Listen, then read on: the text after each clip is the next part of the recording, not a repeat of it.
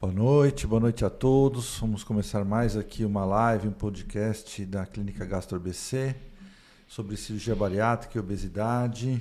Sou o Dr. André Augusto Pinto. Estamos aqui hoje com o Dr. Bruno Bola e temos uma convidada muito especial, a doutora Patrícia Diz, nutricionista, conhecida de longa data, né, Patrícia? Isso. A Patrícia trabalha com a gente desde uns 15 anos já, né? Acho que sim. Já.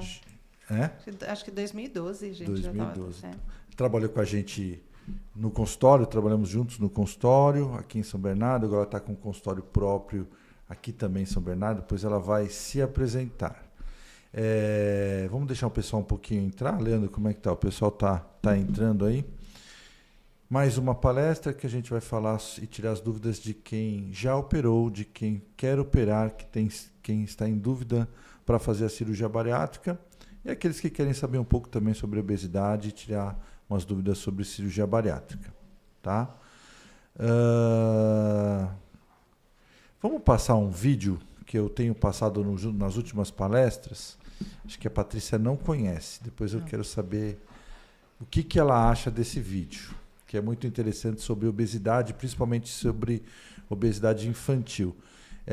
Como eu falo sempre nesses últimos 2-3 meses, impactou bastante quando a gente fez uma palestra, a Volkswagen e o pessoal da nutrição de lá mostrou uma palestra sobre obesidade, riscos de obesidade e qualidade de vida. Então acho que é importante a gente ver esse vídeo. A gente vai dar uma olhadinha e depois a gente volta aqui a conversar de novo. Vamos lá?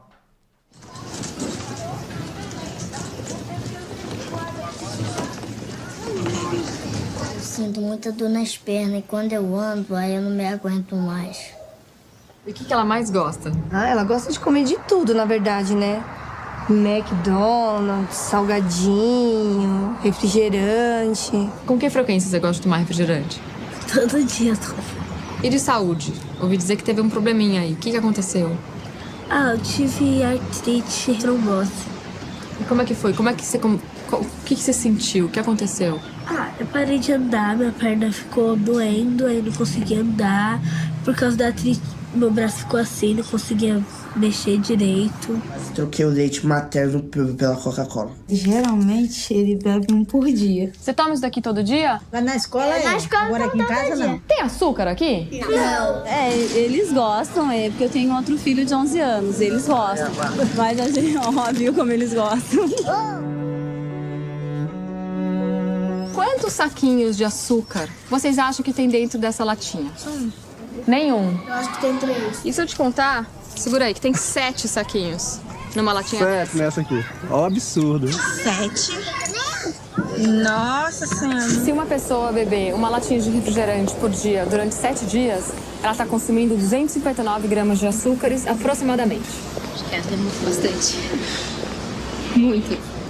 Caraca. Meu pai. Você acha muito, Silvia? É um absurdo. Eu acho. Muito. Isso é um absurdo. Bom, uma pessoa que consome uma latinha de refrigerante por dia durante um mês, ela está consumindo 1 quilo, 110 gramas de açúcar aproximadamente. Muito açúcar, né?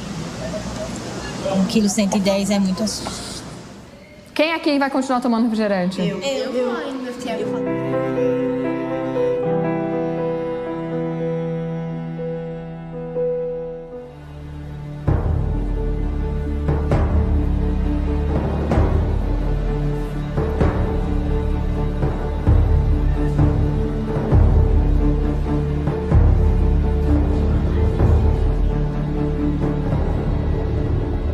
Você sabe o que é isso daqui? Aí, ela sabe muito. Quem gosta?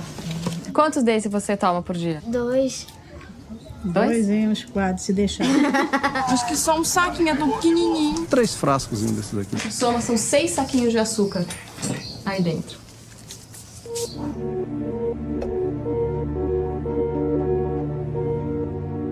Você conhece esse produto?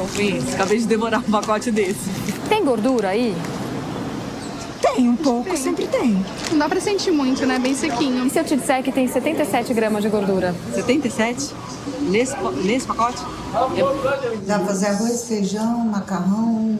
Pra semana inteira. Pra semana inteira. Eu fico imaginando quanto eu já consumi de óleo só nessas batatinhas. Eu tô impressionada. Uma criança comer tudo isso de óleo, né? Quer dizer, um salgadinho. Se ele come dois.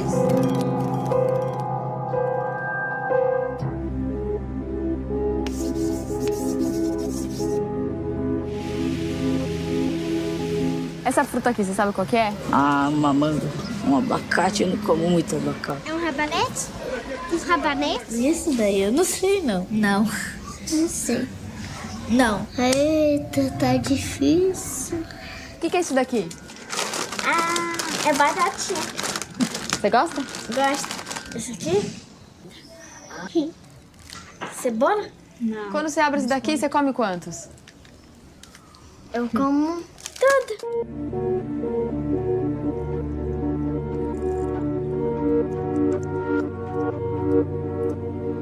Ele falou pra avó dele que tinha que furar um buraco na barriga dele pra tirar a gordura dele. Bom, quando ele anda um pouquinho a mais, ele sente muita dor nas pernas, mas eu acho que é por causa do peso, né?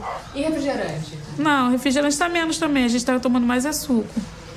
Suco de caixinha, o suco que você faz? Não, é suco aqueles em pó. Del Valle, o segredo é carinho.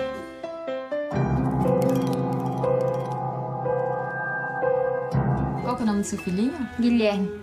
Quanto tempo ele tem? 6 meses. Ele toma 3 mamadeiras de leite ninho, 3 mamadeiras de leite com arrozina e uma vez no peito.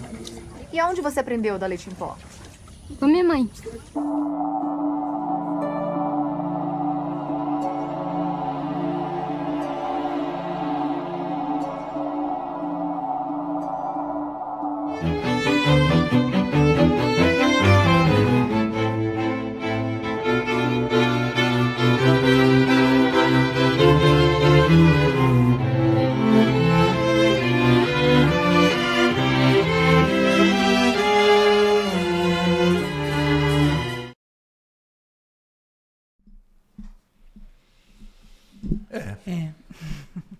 Então, é no mínimo triste. Sim. Né?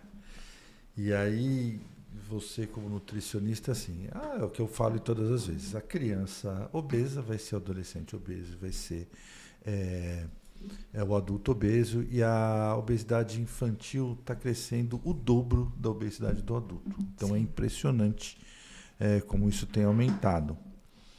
Eu queria a sua visão como nutricionista disso, porque eu acho que falta instrução, consciência, educação, na escola, na família, do governo. E se a gente não tentar mudar e mostrar um vídeo desse, que é impactante, é triste, né?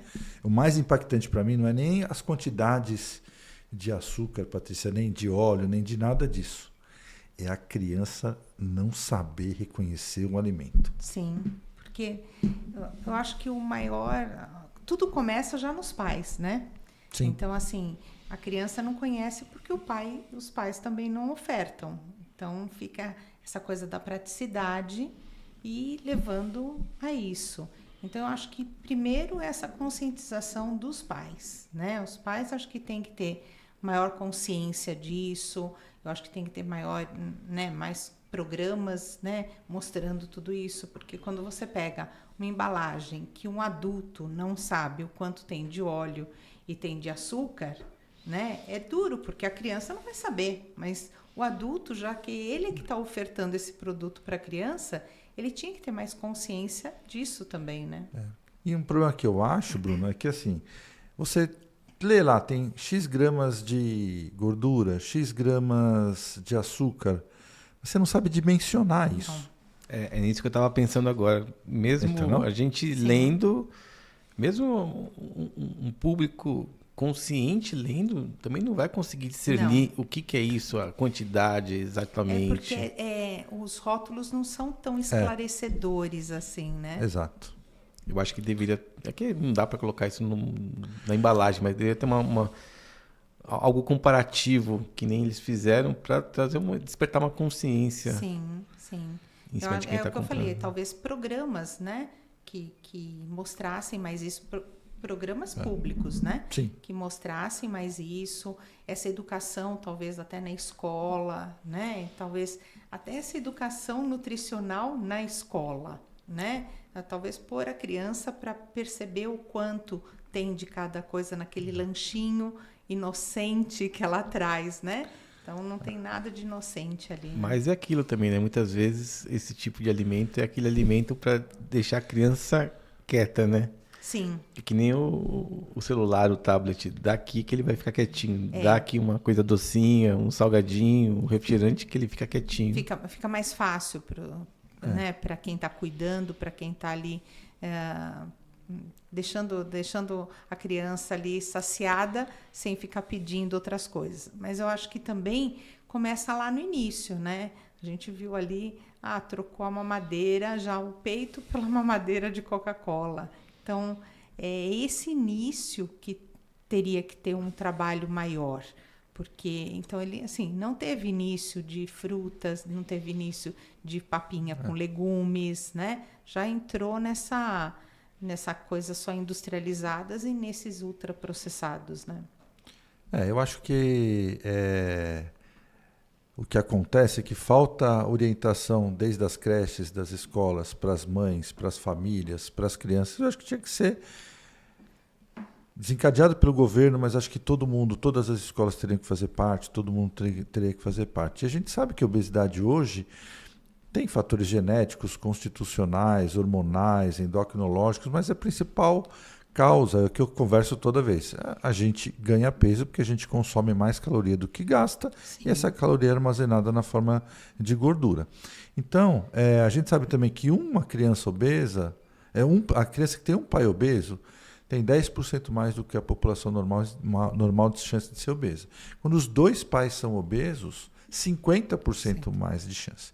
Então, a gente sabe hoje que a obesidade é comportamental. Então, começa das famílias, também a gente tem que descartar outros fatores, mas é principalmente porque a gente gasta pouca energia, principalmente nas crianças, e a gente come errado. Sim. Não tem jeito. A facilidade, né, desses produtos ficou muito mais fácil hoje em dia, né? Então, a falta da atividade e esse consumo excessivo acaba acarretando nesse resultado. E é meio que assim, você vê ali na entrevista, né? Já pais obesos. Sim. E então, assim, como que é a alimentação dessa mãe também? Ela só está replicando, né? Interessante, assim, esses alimentos, estava pensando agora, geralmente eles são os mais baratos. Sim. E geralmente eles ficam perto do caixa. Exatamente. Então, assim, o acesso é muito fácil. É uma coisa que precisaria ser repensada. Talvez eles já façam isso pensando em... Essa indústria alimentícia aí é muito forte, né? E os alimentos ultraprocessados são mais fáceis de serem consumidos. Sim. E são mais baratos também. Sim. Né? Então, os alimentos ultraprocessados que têm muito açúcar, têm muita gordura, que sustentam a maioria da população. São mais fáceis de comer na correria do dia a dia. Sim. E é por isso que hoje a obesidade é a maior pandemia do mundo. É por isso que existem mais obesos do que desnutridos no mundo. E é por isso que 60% da população brasileira tem algum grau de sobrepeso ou de obesidade. Sim. E quase 20% da população brasileira já tem algum grau de obesidade. Então, é por isso que nós estamos aqui.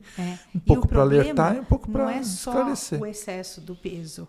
Ainda assim, comer esses produtos ultraprocessados tem um ganho de peso Sim. com baixa quantidade de proteína. nutrientes. Então, é assim, uma desnutrição aí que não é em peso, mas é uma carência nutricional muito grande também, né? E a gente vê que a obesidade vai levar a muitos outros problemas, que é por isso que é considerada uma doença complexa, evolutiva, porque tem aumentado muito a incidência de câncer de colo, porque comemos baixa concentração de fibras, de verduras, de saladas, de legumes, muita carne vermelha, muito alimento ultraprocessado, e por aí vai. Mas é triste, esse vídeo é triste mesmo, né? Sim. E a gente vai mostrar ele todas as vezes. Então, quem já viu, porque tem um pessoal que assiste o podcast e fala, mas de novo, doutor, mas assim, sempre tem aqueles que estão assistindo pela primeira vez. E quanto mais eu mostrar, mais a gente vai tentar fazer com que vocês entendam que obesidade é uma doença e começa desde a infância. E não depende da faixa etária, não depende da faixa social, porque você viu que tinha, lógico, a maioria, uma classe social um pouco mais baixa, mas existem aqueles que são orientados e que mesmo assim comem errado. Sim, Doutor, e principalmente porque, né, que nem assim, é fácil de carregar, é fácil de, ele dura muito, né? Então, deixar aquilo na bolsa e a hora que a criança quer alguma coisa, dá aquilo, né? O doutor Bruno agora virou atleta, entendeu? Então o doutor Bruno agora está se conscientizando, está correndo, fazendo atividade física todos os dias às 4h30 da manhã, 5 horas da manhã, vai correr a São Silvestre com a camiseta da Gastro ABC, mas é viciado em salgadinho. Ex-viciado em salgadinho. Há controvérsia. Já comi muito mais errado. Hoje eu estou mais consciente. Então, mas vamos lá, então, gente. A gente vai falar um pouco sobre cirurgia bariátrica e obesidade. Isso foi só um preâmbulo aqui para a gente descontrair. A gente quer dar uns recados. A Gastro ABC não atende só cirurgia bariátrica, ela faz a parte de cirurgia geral, cirurgia do aparelho digestivo, cirurgia robótica, cirurgia oncológica, proctologia, dermatologia, cirurgia de cabeça e pescoço, gastroenterologia clínica, hepatologia. Falta alguma, Bruno? Não, né? Não. A gente está em quase todos os hospitais da região. Então a gente está aqui em São Bernardo, nós estamos aqui no Hospital, no Hospital Assunção e no Hospital IFOR. Nós estamos no Hospital Cristóvão da Gama, no Hospital Ribeirão Pires, no Hospital Brasil Mauá, no Hospital São Luís São Caetano, no Hospital São Luís Jabaquara, em São Paulo também alguns hospitais da Zona Leste. E vocês podem passar não só comigo, com o Bruno e com todos os integrantes da equipe. Se vocês entrarem em contato nas redes sociais com a Clínica Gastro ABC, vocês vão ter todas essas informações. E agora queria que a doutora Patrícia se apresentasse. Ela que é nutricionista aqui de São Bernardo, mas também faz consulta por telemedicina. Então, vocês que estão escutando a gente e vendo a gente de outras cidades, de outros locais, podem entrar em contato com ela também, porque ela faz consulta por telemedicina. Boa noite, meu nome é Patrícia, né? Sou nutricionista, como o doutor André falou, já há bastante tempo. Me formei, né, já em 2007. E desde 2012 a gente vem tratando, então, dessa parte mais da obesidade, cirurgia plástica, de cirurgia bariátrica. Plástica depois. Exatamente. E eu atendo aqui no consultório, aqui em São Bernardo, na Avenida Pereira Barreto, 1479. E meu Instagram, né, Patrícia Diz Nutricionista. Então, querendo entrar em contato, por favor. Se quiser deixar o telefone, pode deixar também. Então, é 99193-0727. Tá, e a Patrícia está com a gente há bastante tempo e a gente encaminha bastante paciente para ela, porque assim, independentemente de qualquer coisa, nutrição também tem as suas subespecialidades. Sim.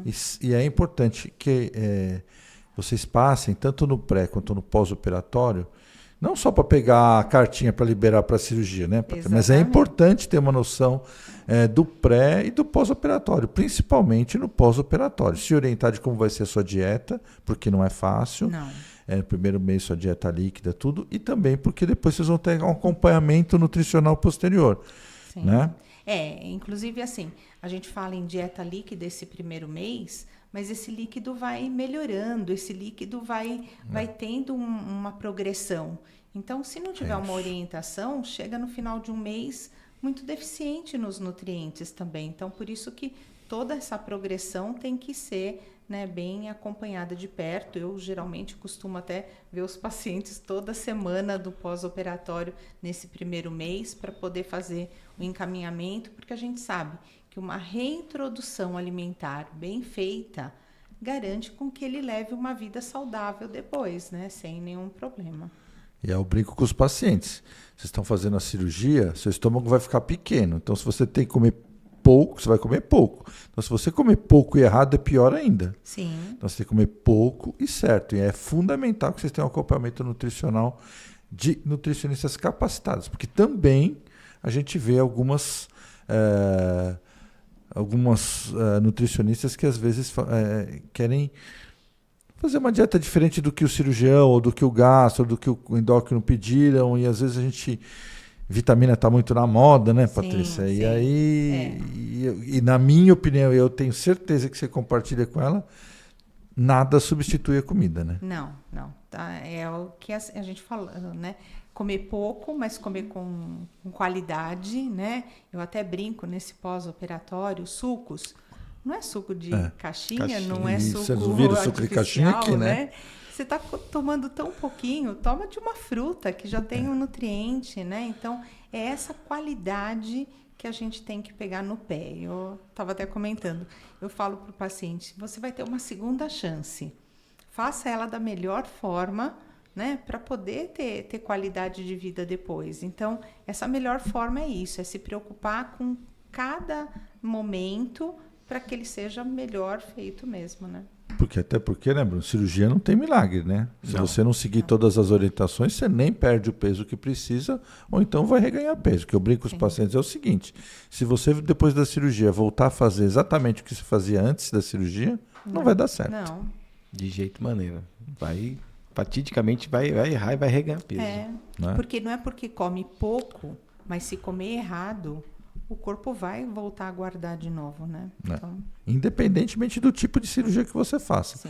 Você vai fazer bypass ou sleeve, que nós vamos conversar aqui um pouquinho, tanto faz, mas se você comer errado... Outro dia eu peguei uma paciente, Bruno, falou assim, eu falei que não podia tomar refrigerante.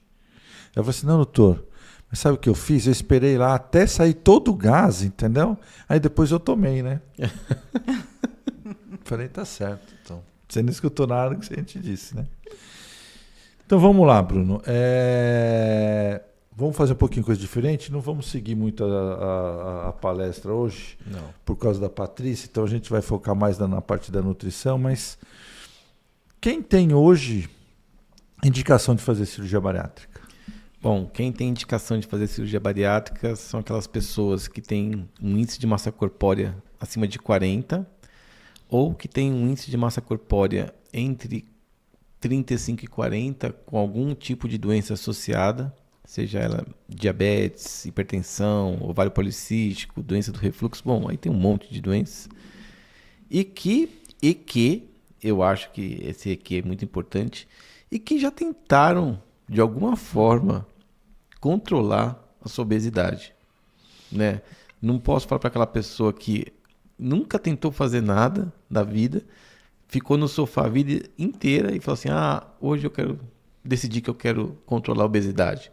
Eu acho que pelo menos tem que ter uma chance e uma tentativa de tentar controlar da maneira mais natural. A partir do momento que não houve um resultado positivo em cima disso, aí sim procurar uma equipe de cirurgia bariátrica, desde que estejam dentro desses parâmetros, para fazer o seu controle mais adequado com a cirurgia. A gente estava falando um pouco aí, o Bruno falou dos obesidade grau 2, grau 3 e tal, mas vamos calcular, vamos conversar que é feito isso pelo índice de massa corpórea, né, Patrícia? Que é o peso dividido pelo quadrado da altura. E pode ser por outras formas, tem circunferência abdominal, tem outras coisas, mas assim, mundialmente que se tornou mais fácil e mais correto, a gente calcula pelo índice de massa corpórea, que é uma normalização também da ANS. Então a gente faz pelo índice de massa corpórea, que é o peso dividido pelo quadrado da altura. Então, sobrepeso é acima de entre 25 e 30, obesidade grau 1 entre 30 e 35, obesidade grau 2 entre 35 e 40, que é obesidade moderada, e obesidade grave com índice de massa corpórea acima de 40, que a gente chamava de obesidade mórbida, acima de 50 são super obesos, e aí a perda de peso vai ser proporcional a cada uma. Então a gente, pela norma da Sociedade Brasileira de Cirurgia Bariátrica e Metabólica, a gente indica cirurgia para aqueles pacientes que têm índice de massa corpórea acima de 40 ou que têm índice de massa corpórea entre 35 e 40 com doenças associadas. Agora eu vou te fazer uma pergunta. Por que às vezes... Primeiro, você acompanha bastante paciente nosso já aí há pelo menos 12 anos, né? Sim. A cirurgia melhorou, as técnicas melhoraram, a gente faz por videolaparoscopia ou por robótica. É uma cirurgia com bons resultados. Mas existe ainda uma tendência de tanto alguns endocrinologistas quanto alguns nutricionistas de quererem contraindicar um pouco a cirurgia bariátrica. Qual que é a sua visão disso, Patrícia? Bom, alguns pacientes, assim como o Dr. Bruno falou, acha que nunca saiu do sofá e vai fazer e vai tudo ser resolvido, né? Então, acho que essa tentativa é importante, até para você procurar, assim, mudar a sua alimentação. Então, você, numa tentativa de emagrecer, você já vai estar incorporando alguns hábitos interessantes, né? Comer mais frutas e tudo mais.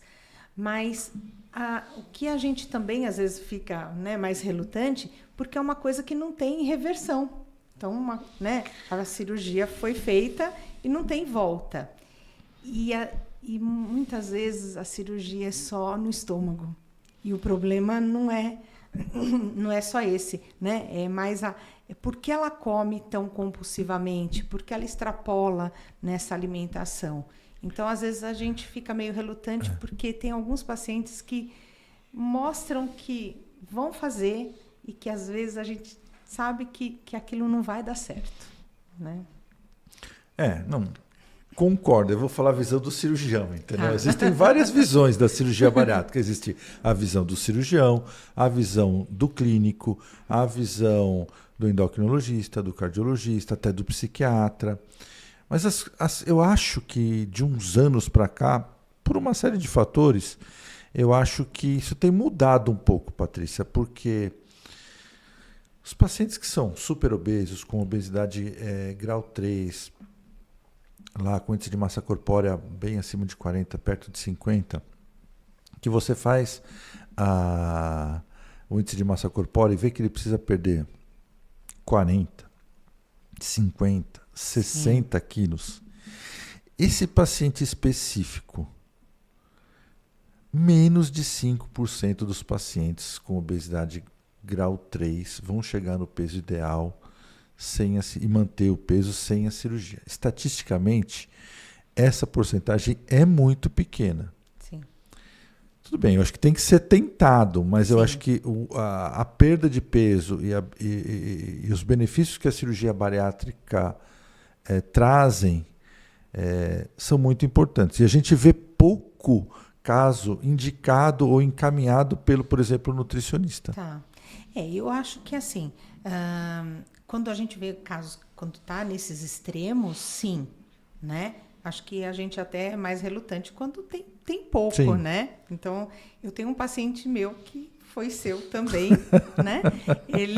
O seu xará, ele passou comigo quase uns 5 anos e chegou um dia que ele veio com joelho ruim, pressão lá em cima, e ele veio, o que você acha da bariátrica?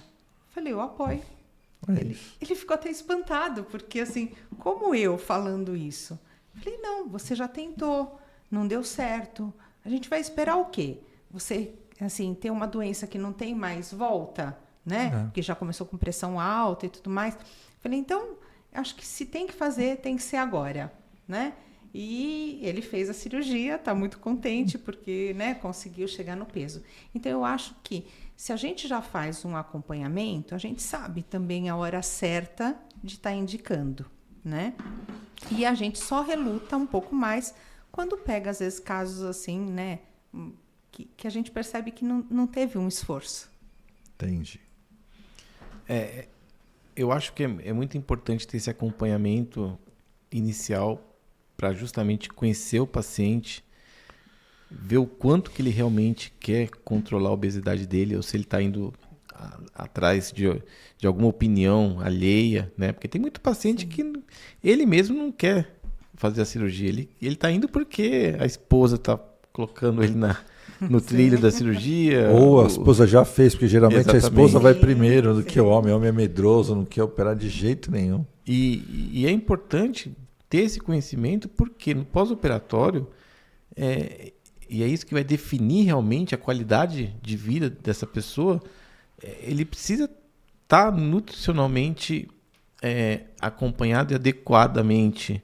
Ou seja, precisa comer bem, nutricionalmente bem, para não ter problemas. Para não chegar no consultório e falar assim, eu não quero ficar com aquela cara de doente. Sim. E por que ficar com a cara de doente? Porque come errado. Exatamente. Porque acha que um comprimido de vitamina vai fazer a diferença na vida deles. Sim. E não vai. Não. E esse acompanhamento até justamente para essa cara de doente, né, não ficar aparecendo, é esse controle de gordura, de o que ele está perdendo. É gordura? É massa magra? Né? Então, no meu consultório, eu tenho o hábito de fazer a bioimpedância toda vez que o paciente vai.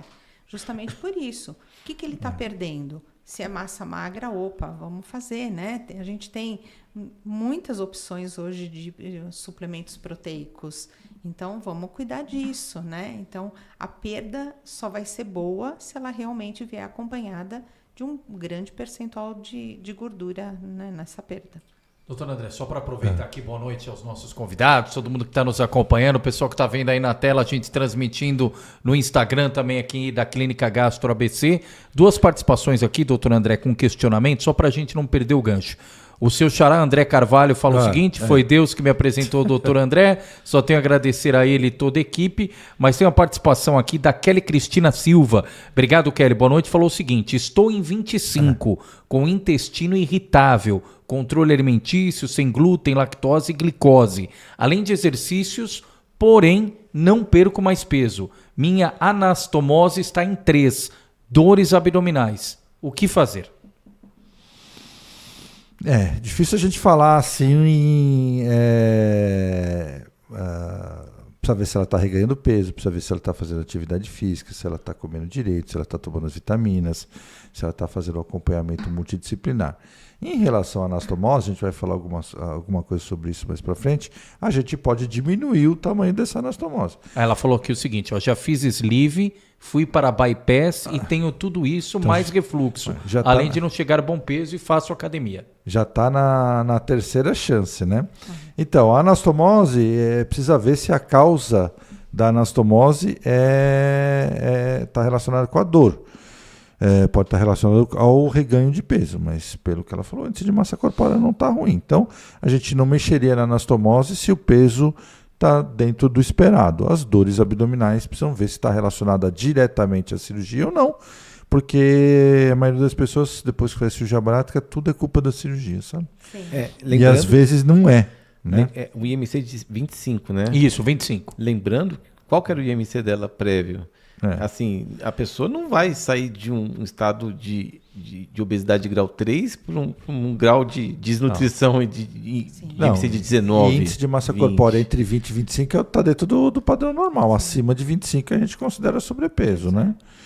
A cirurgia bariátrica também tem o seu limite. Ela perde em torno de 40% do peso.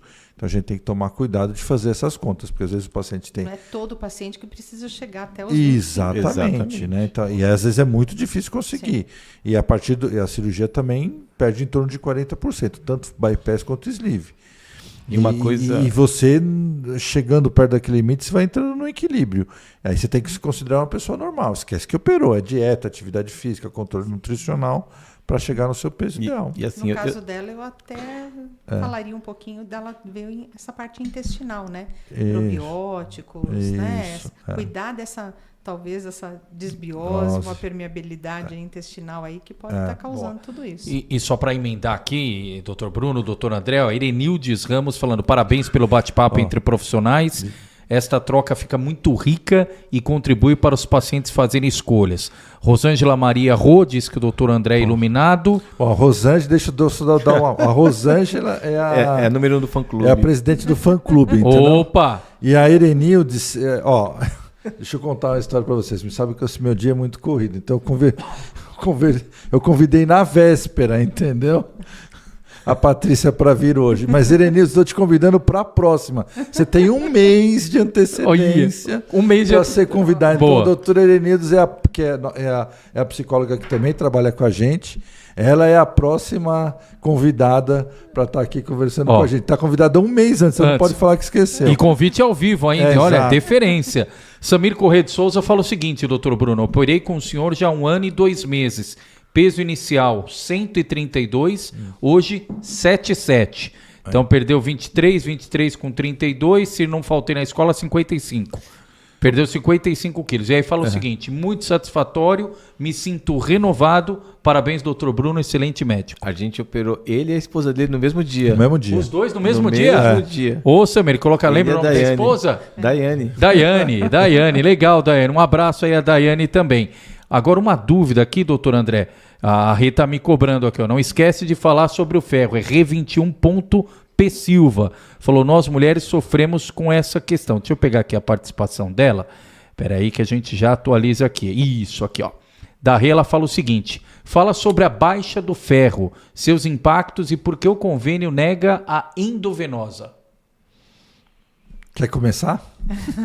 Por favor. Bom, a baixa do ferro nem sempre é só pela cirurgia, é pela qualidade do que ela está comendo, né? Então, isso, a associação também de vitaminas, minerais, isso também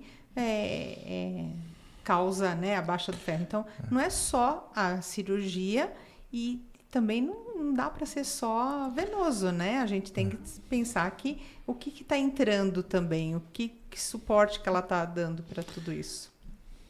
Estava também fazendo utilização de vitamina C, que também ajuda a melhorar a absorção do ferro, né? Precisa ver como é que está o fluxo menstrual dela, se piorou um pouco depois da cirurgia, se aumentou o volume do fluxo. Estudar também o cólon.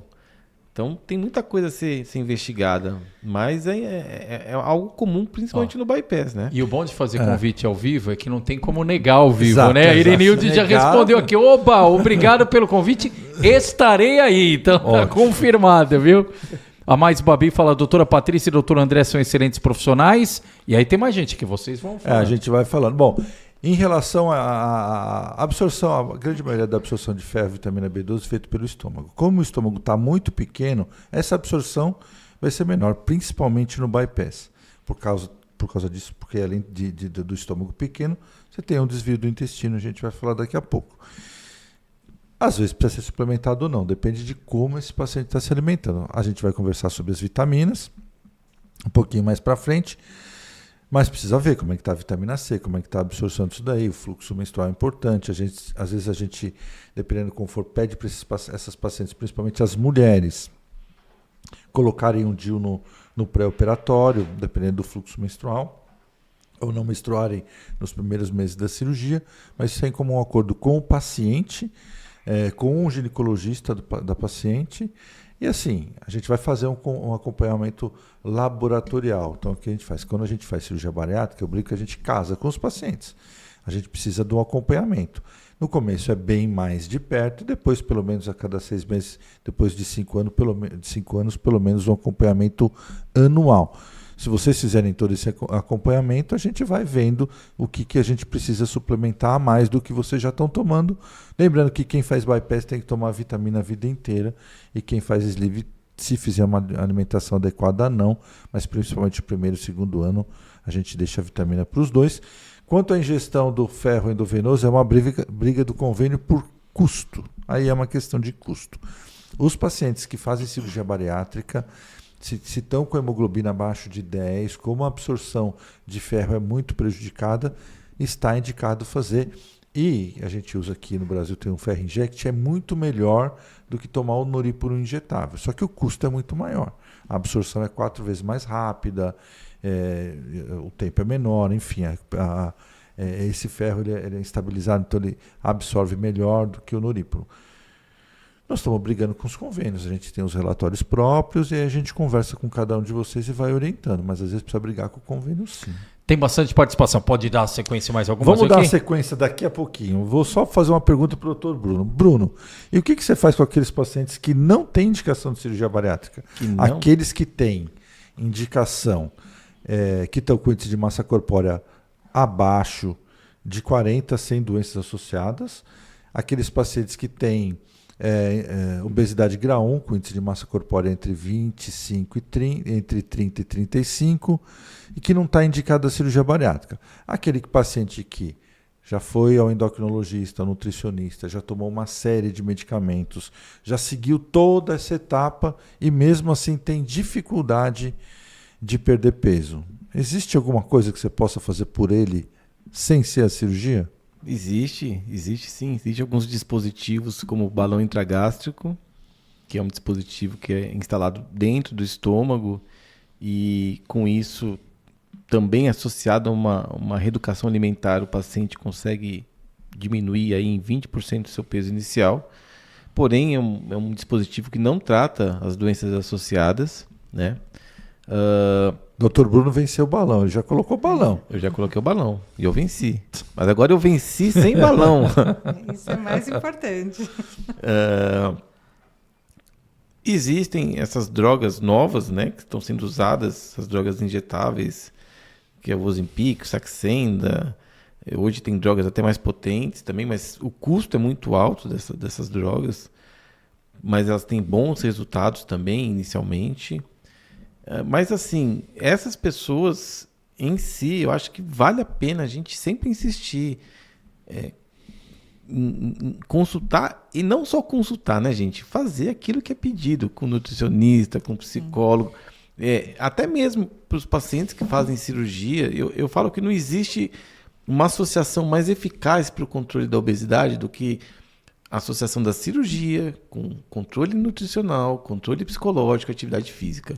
Você quer ter uma maior eficácia do seu controle, você tem que estar com todos esses quesitos ativos. Não adianta você, eu vou só na academia e deixa o nutricionista de lado.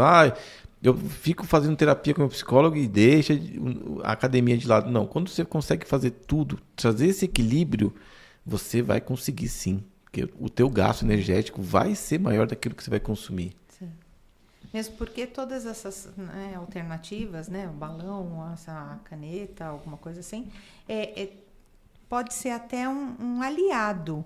Mas e a hora que parar tudo isso? É tempo dependente, vai ter parar. Exatamente. Mudado alguma coisa para que continue dando certo depois, né? Às vezes é que assim, balão, a perda de peso é em torno de 15, 20% no máximo, em torno de 15%. Só que o balão você vai colocar ele 6 meses, um ano, depois você vai retirar. Seu estômago está igual. Se você é o que eu falo, a mesma coisa da cirurgia bariátrica. Se você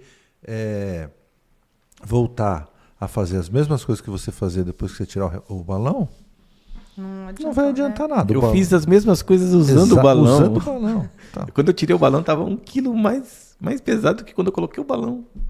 Perdeu 7 quilos no primeiro mês, depois reganhou tudo. Bom, mas enfim, aí você também tem a gastroplastia endoscópica, se o paciente tem não quer fazer a cirurgia, ou não quer retirar um pedaço do estômago, uma parte do estômago, quer que seja uma coisa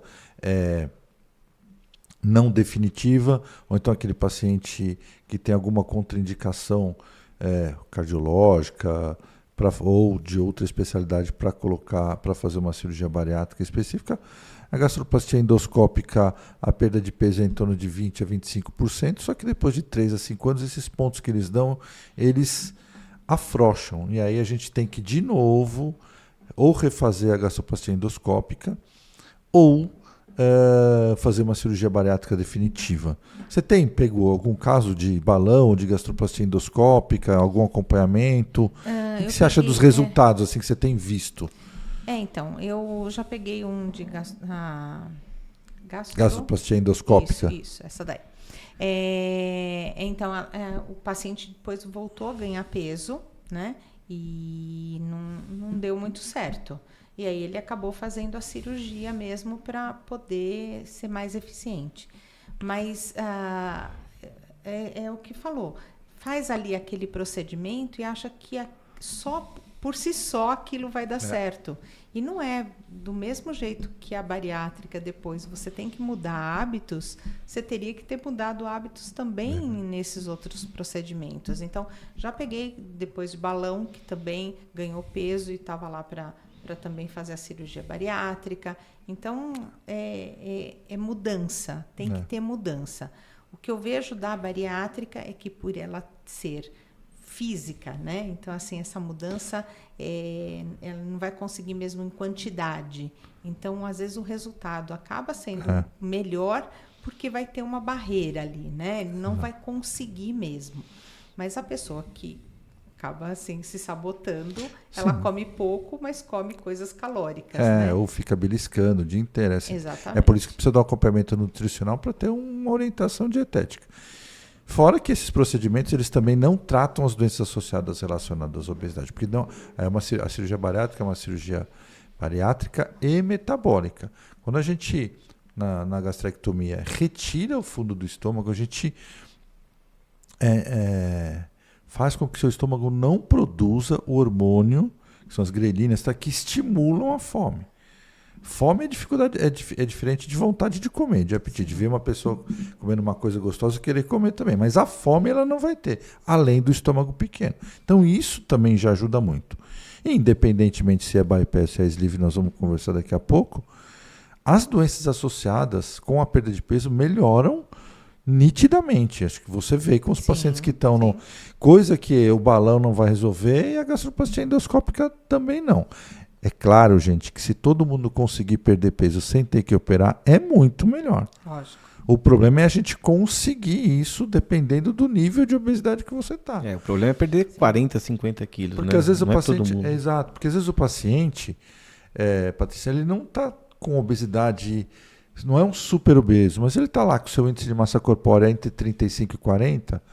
Mas ele tem uma síndrome metabólica, ele é hipertenso grave, ele é diabético, já está começando a tomar insulina, tem esteatose hepática grave, é dislipidêmico, o colesterol, triglicérides são altos. Então isso é uma bomba relógio. Sim. Isso vai aumentar a chance desse paciente ter um infarto, um derrame, um AVC, entendeu? Um trombose.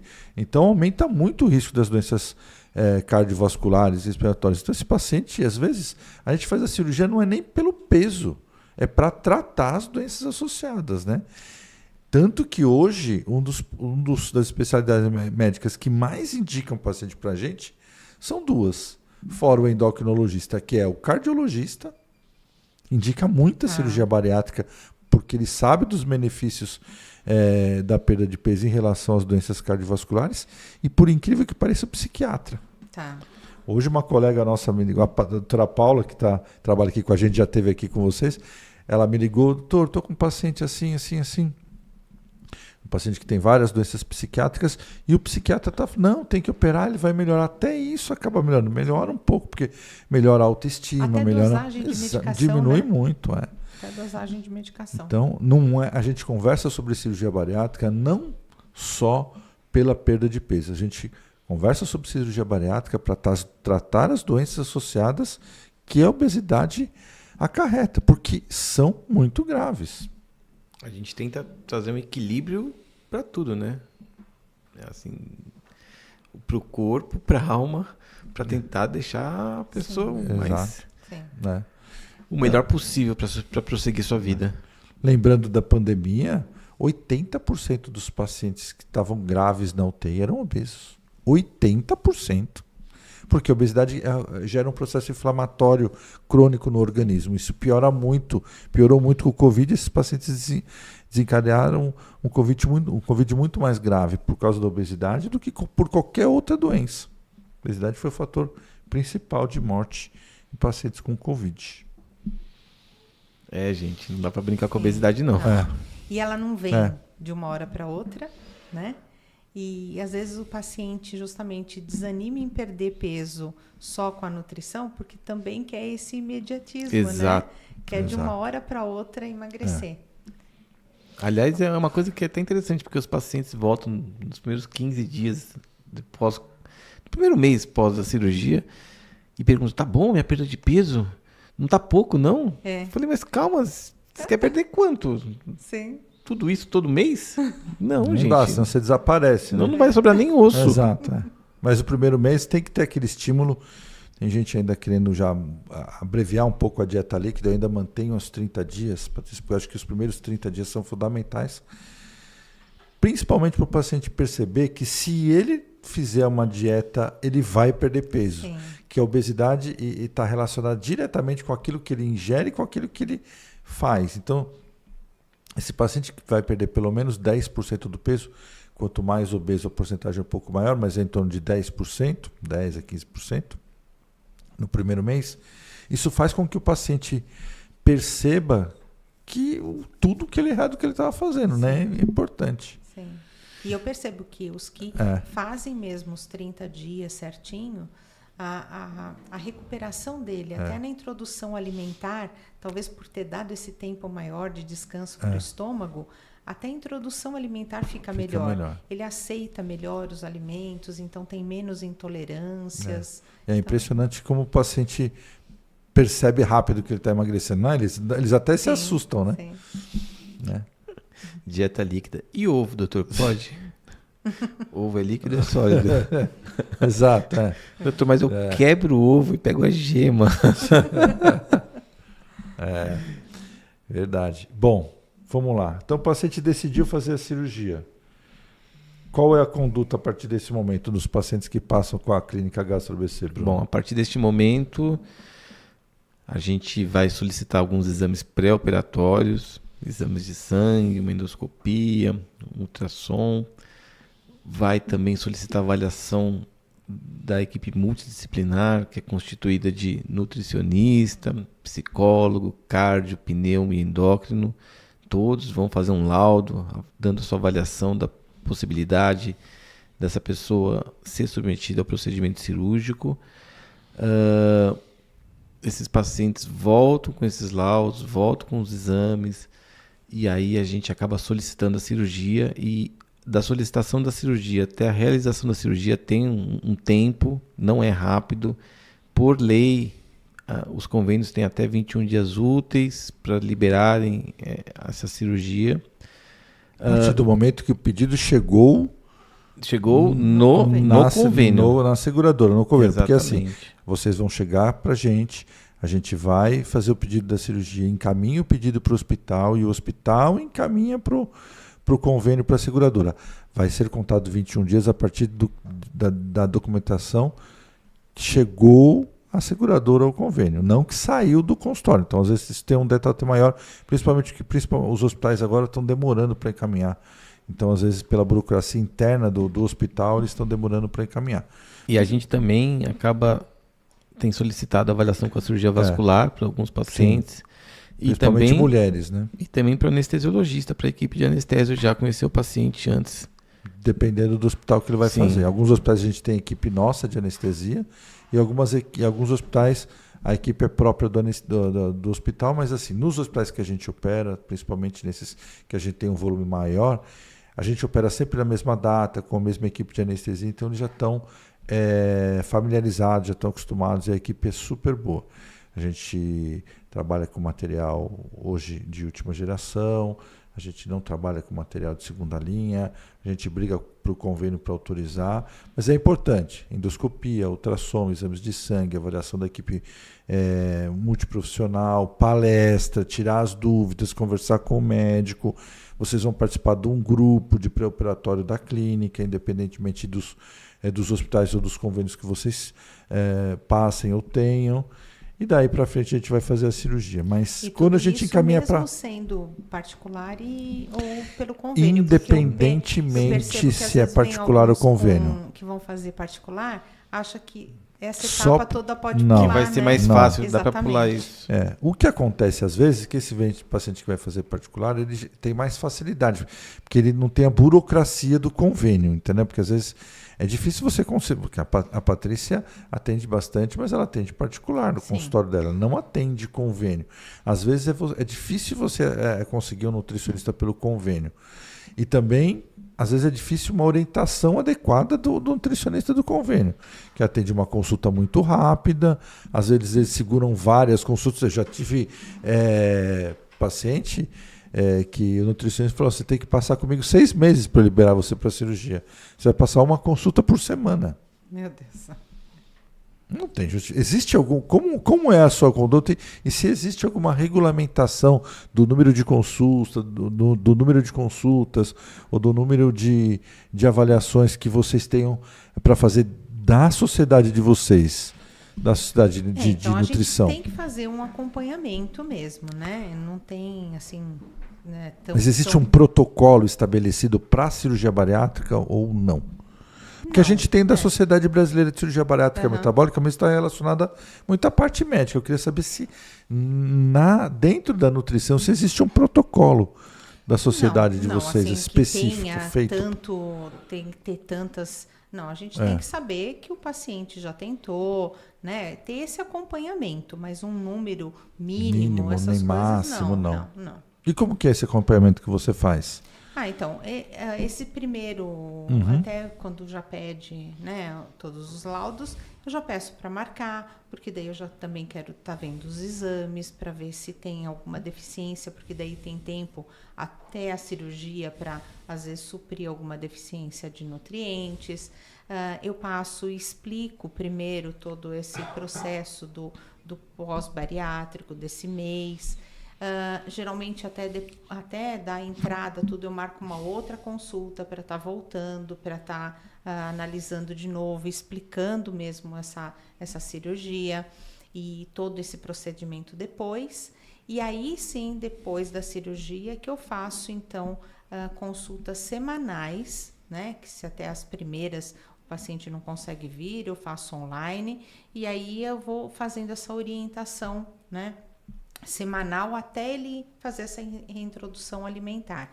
E antes, aí se ele já está vindo para mim, é o tempo suficiente para que a gente possa entender o que está acontecendo mesmo, né? Então não tem um número de consultas, nem mínimo nem máximo, nem um tempo específico, varia de paciente para paciente. Sim, ele me trazendo laudos, exames, que a gente perceba todo esse processo, né?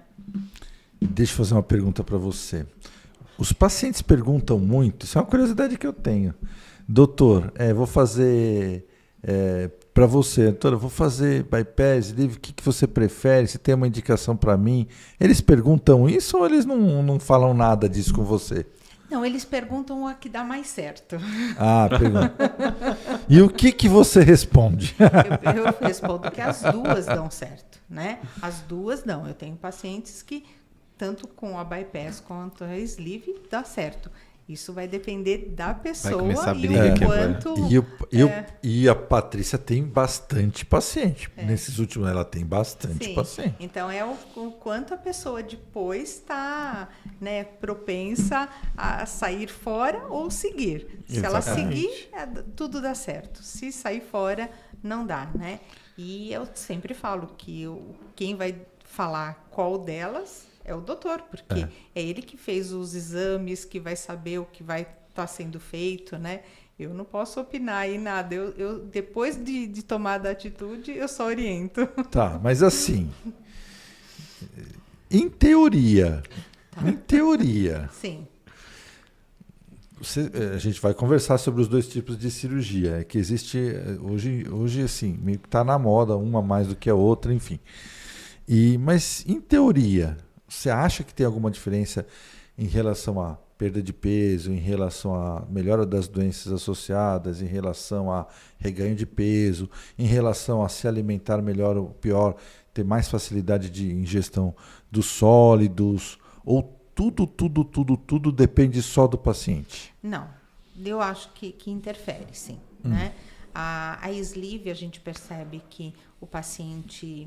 tem menos intolerâncias ou assim aquela coisa de os entalos, as dificuldades alimentares na sleeve acontece.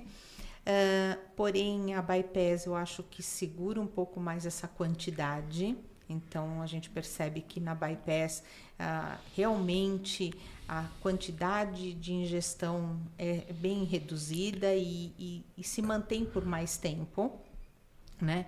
Mas, como qualidade de vida, eu acho que a sleeve é melhor, né? Então, assim, a quantidade de nutrientes e tudo mais. Então, essa é a visão aqui do outro lado. E aí eu vou te fazer uma outra pergunta.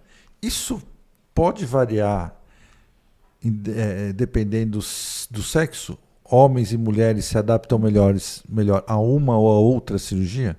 Que você tem visto, assim, na sua rotina do dia a dia, assim? Não tenho percebido, não. Não? Não. Eu acho que É mais daquela pessoa assim que faz mais certinho mesmo, né? Porque a gente percebe que tem aquelas que sempre dão umas saidinhas. A maioria dão as saidinhas, né? Eles não conseguem segurar isso por muito tempo. Não é a saidinha o que me preocupa. É essa frequência, né? Que às vezes está sempre, né? É só hoje. Não respeito o limite, não respeito o que estou comendo. Então é aquela coisa de frequência. Mas eu não vejo assim dificuldade assim tão assim gritante entre uma e outra, não. Assim, vamos falar um pouco das duas cirurgias, das duas técnicas principais. Existem várias técnicas. A gente usa basicamente duas técnicas e o mundo usa duas técnicas em mais de 95% das cirurgias bariátricas. Ou a gente faz bypass ou a gente faz sleeve. Sleeve é a gastrectomia vertical, que a gente vai só mexer no estômago, deixar o estômago pequeno. O estômago vai ser... A gente vai tirar 70%, 80% do tamanho do estômago.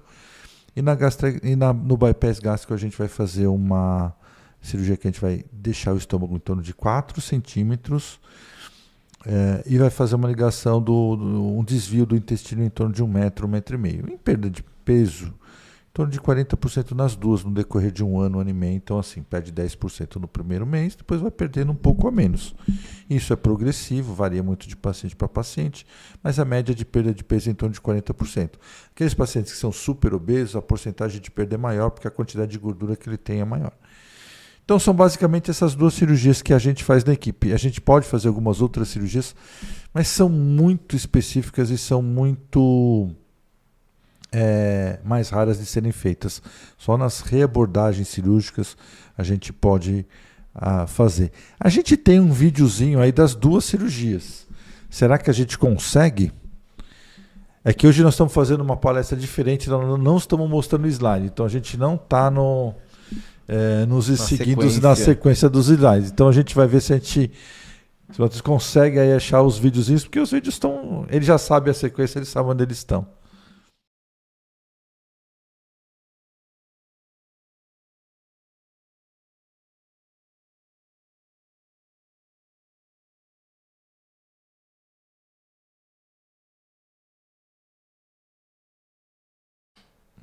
Essas são as pinças que a gente põe. Está um pouquinho de fora de foco, mas dá para ver. Esse é um estômago inteiro, né? E a gente vai grampear o estômago de vocês paralelo ao eixo principal. A gente passa uma sonda, que é uma sonda de Fouché, que vai fazer essa calibragem. A gente vai retirar toda essa parte do estômago. Esse estômago é retirado da cavidade, tá, gente? Então ele volta, porque tirou o estômago, acabou, tá? E a gente vai retirar em torno de 70% a 80% do seu estômago. Então é uma cirurgia restritiva, o seu estômago vai ficar bem pequeno, vai caber bem pouca comida. E a gente tem visto, Patrícia, que às vezes homem se adapta melhor, porque sabe o que acontece? Homem come quantidade de comida. Então quando você tira o estímulo da fome, você tira os hormônios da grelina e deixa o estômago pequeno, um pouco que ele come e se sente saciado. Mulher, como come mais besteira, belisca mais, come mais doce, ela fica beliscando mais, então às vezes o bypass é melhor mesmo. Mas para homem, a gente tem visto que sleeve tem um resultado melhor porque come mais, e homem come quantidade de gordura. Né? Então vamos ver o bypass agora.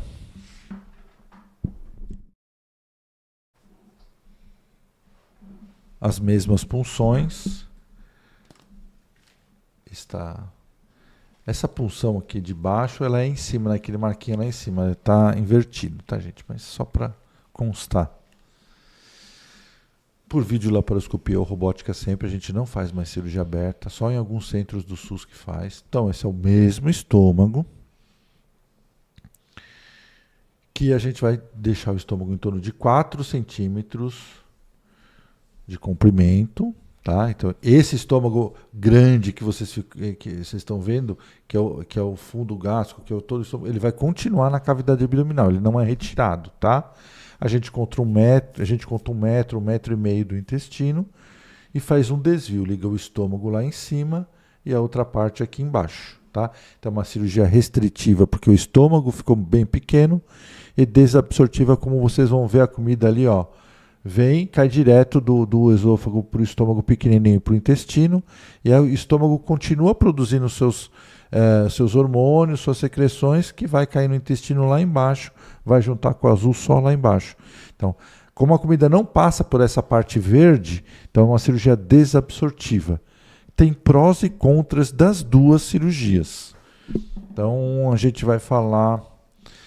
hoje em dia, gente, 70% das cirurgias são gastrectomias verticais nos Estados Unidos. Está quase 80%. Patrícia, independentemente se o paciente é super obeso ou não, viu? Tá. Eles têm feito muito sleeve nos Estados Unidos por alguns motivos. Primeiro, porque eu acho que é uma cirurgia mais fisiológica, porque você só deixa o estômago pequeno, você não mexe muito na absorção dos alimentos. Então, aquela história de tomar vitamina a vida inteira, tal, não precisa.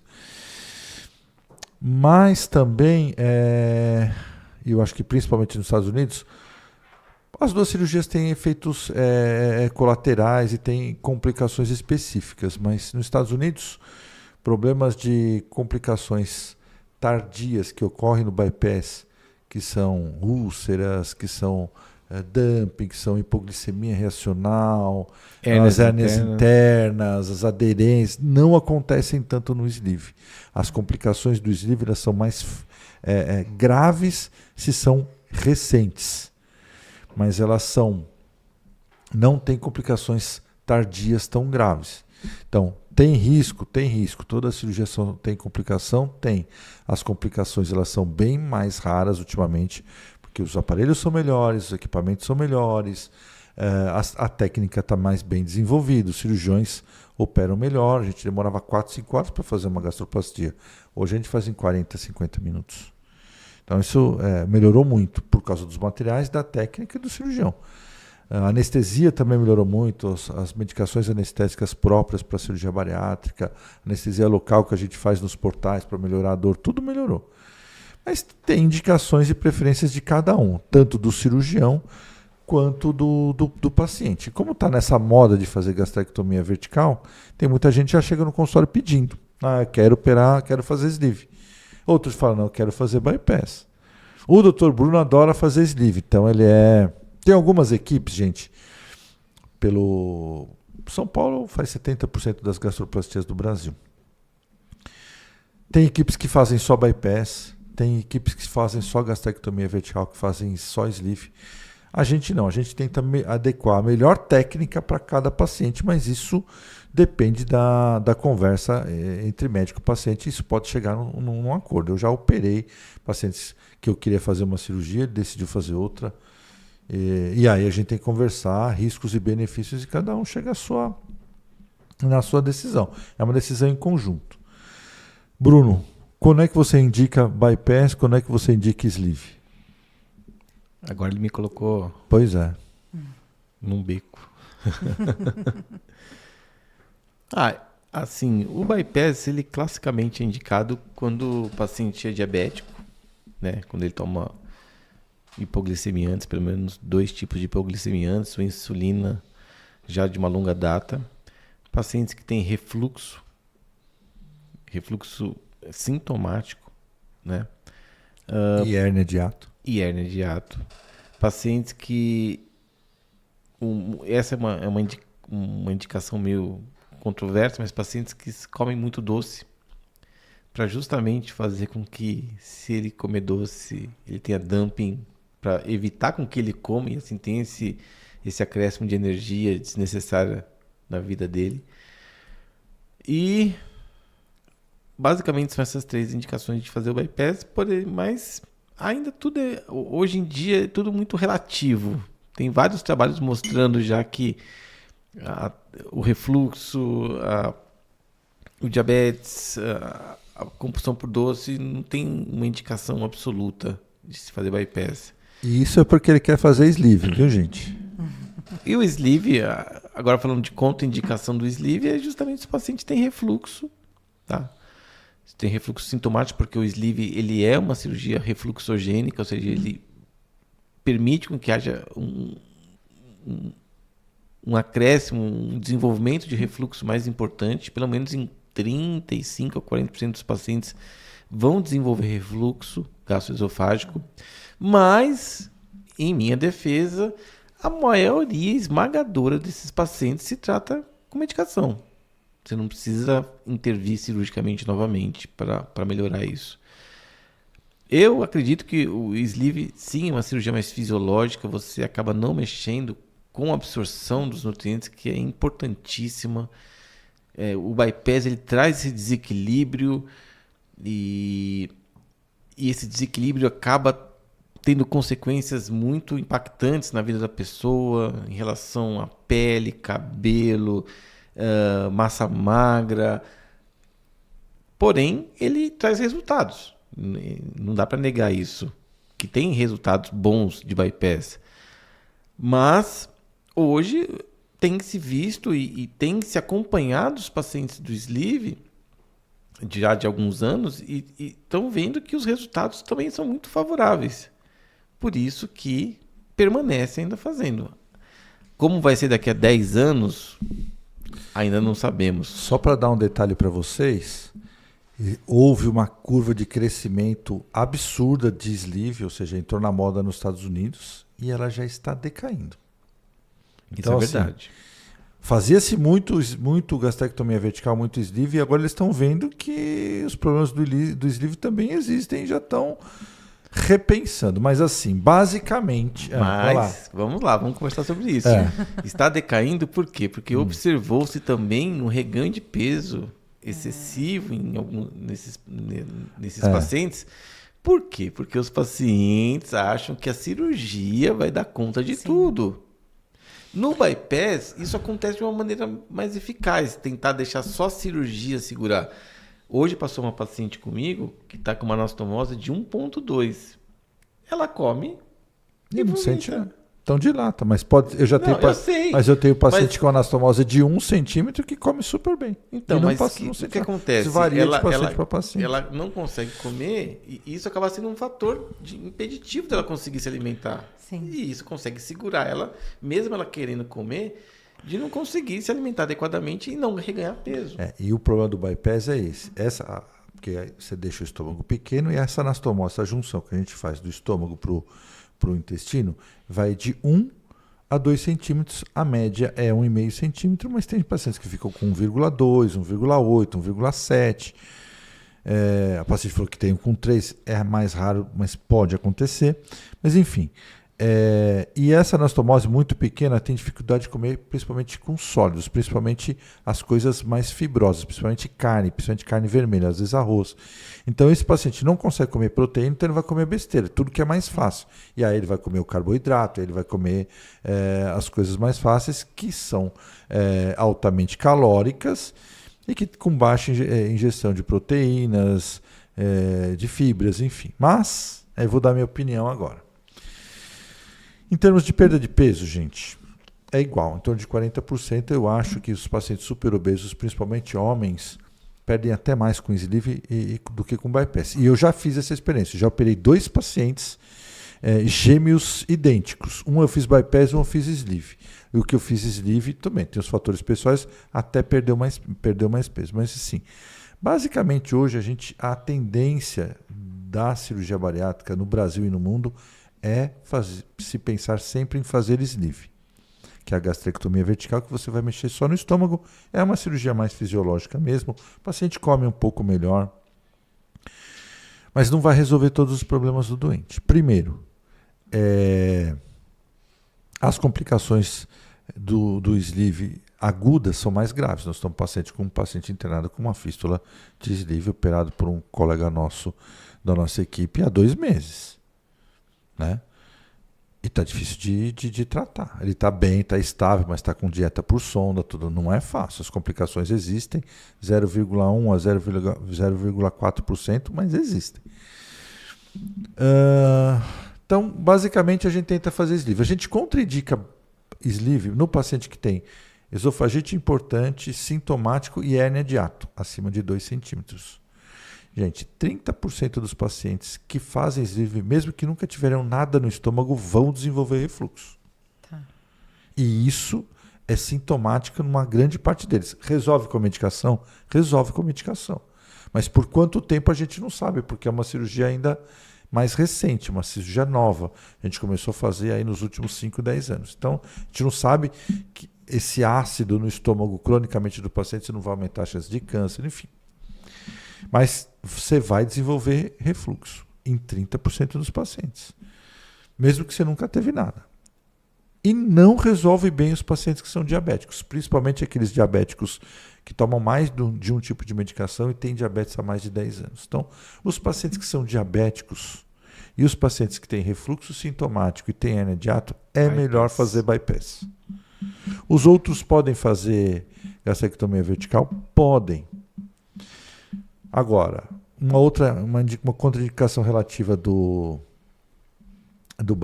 sleeve são aquelas pessoas, principalmente mulheres, principalmente mais novas, porque a cirurgia vai ter que durar por muito mais anos, né? E que são pouco compulsivas por doce. E mulher é compulsiva por doce. Sim. Né? Então, e por quê? Porque você, na gastrectomia vertical no sleeve, pode não ter uma coisa que é dumping, que nós vamos falar, que é uma sensação de mal-estar quando você come doce ou carboidrato. Sim. A gordura também, né? A gordura menos, mas também. E aí isso é um freio. Não tem jeito, né? E claro que essa desabsorção do intestino, principalmente essa passagem para o estômago, do estômago para o intestino, no bypass, dificulta você comer. É uma outra barreira. Então, além do estômago estar pequeno, aquela barreira dá uma segurada. É como se fosse o anel de antigamente. Então, você come um pouquinho, se sente satisfeito. Então, teoricamente, você come menos. São situações diferentes, entendeu? O doutor André está fazendo a cirurgia, está ficando tão boa que nem no bypass os pacientes estão tendo dumping. Falei, não, graças a Deus. Mas dois problemas sérios. As complicações mais tardias do dumping são úlcera, que pode acontecer, essa dificuldade de passar nesse estômago, na anastomose, que fica muito pequena, e as complicações mais tardias, que podem ser relacionadas diretamente com a cirurgia, que são as hérnias internas, essas coisas, ou então a má absorção de alimentos, que pode acontecer também, que acontece muito mais no bypass do que sleeve, principalmente aqueles que eu chamo dos desgarrados, que não fazem acompanhamento médico, e nem com o nutricionista, e nem com o psicólogo. Então, e também tem uma outra coisa que também, sabe que a maioria dos médicos é uma cirurgia, teoricamente, como não tem anastomose, só mexe no estômago, teoricamente é uma cirurgia mais fácil e mais simples para o cirurgião que não é tão capacitado a fazer cirurgia bariátrica. Mas também existe complicação. E sabe o que eles estão falando para os pacientes agora, Patrícia? Eles falam o seguinte: então, faz sleeve. Por quê? Se você tiver refluxo, se o seu diabetes não melhorar, se a sua hernia de hiato piorar, a gente transfere sleeve para o bypass. Aí você tem uma terceira chance se você reganhar peso daqui a 20 anos. Tá. É uma verdade relativa. Dá para transformar o sleeve no bypass? Dá. Mas a gente sempre tenta fazer. Nenhum procedimento cirúrgico é isento de risco, gente. Então a gente tenta fazer o melhor paciente da primeira vez, uma vez só. Se uma vez só já pode complicar, 2 mais chances, entendeu? Mas isso ficou meio que pré-estabelecido. Então o paciente chega no consultório, não, então vamos fazer isso. Que se eu reganhar peso daqui a um ano, faz outra cirurgia em mim, faz bypass, como se cirurgia não... Sim, você trocar de roupa. Exato. Mas é isso, a gente vai tirar as dúvidas sobre bypass, sobre o sleeve. Mudou sua opinião alguma coisa ou não? Quero saber se você mudou algumas opiniões em relação a isso. Se tiver alguma dúvida para perguntar para a gente em relação à cirurgia, aproveita, porque nós estamos aqui. Sim. Não, assim, dúvida não. E eu acho que, assim, qual que é melhor ou pior, é o que eu falei. Eu não vejo uma melhor que a outra, porque se a pessoa levar a sério, mudar mesmo, né, os hábitos, mudar uma nova vida mesmo, claro, as duas dão certo. Agora, as complicações, isso é de cada um, né? É difícil falar que uma vai dar mais complicação que a outra, porque também depende de cada organismo. Não, né? E a adaptação é muito particular de paciente para paciente. Tem uns que se adaptam muito bem a um tipo de cirurgia, outros a outro. Né? Sim. Eu tenho uma dúvida sobre intolerância alimentar. Por que tem pacientes que amavam comer arroz e não conseguem ver arroz mais na frente? tem pacientes que eram carnívoros e odeiam carne. Eu tenho um paciente que ficou viciado em pepino depois que fez cirurgia. Juro por Deus, ele só come pepino. Que com sleeve, alguns pacientes com sleeve odeiam comer doce hoje. Tá. Isso vai muito assim, porque muda um pouco as papilas gustativas, né? Então, assim, você tem uma produção diferente de alguns hormônios, né? Por toda essa perda de peso, por todo o metabolismo que vai acontecendo. Então, você vai tendo mesmo um ajuste. Então, você vai tendo essa coisa, né? Essa diferença das papilas. E outra, talvez até por isso, tem alimentos que digerem melhor. Então, no digerir melhor, ele aceita melhor. Então, aquilo também fica mais confortável para ele. E ele passa até a utilizar mais aquele alimento mesmo, né?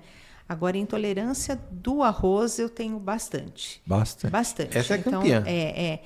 Talvez por ser tem diferença se é arroz integral, 7 grãos, arroz parbolizado, arroz normal ou não? Não.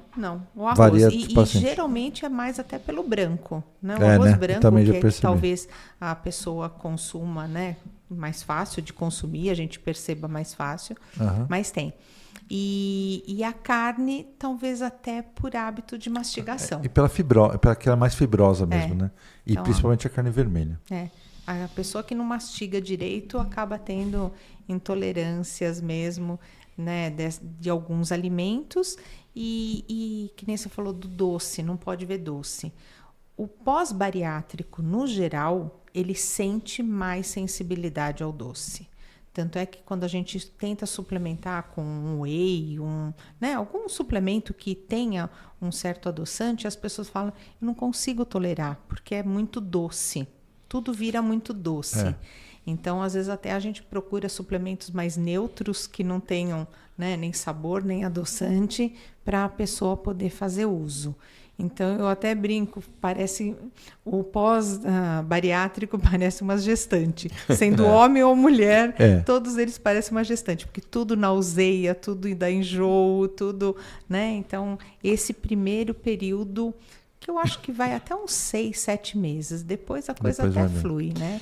E deixa eu te perguntar uma coisa. Intolerância à lactose.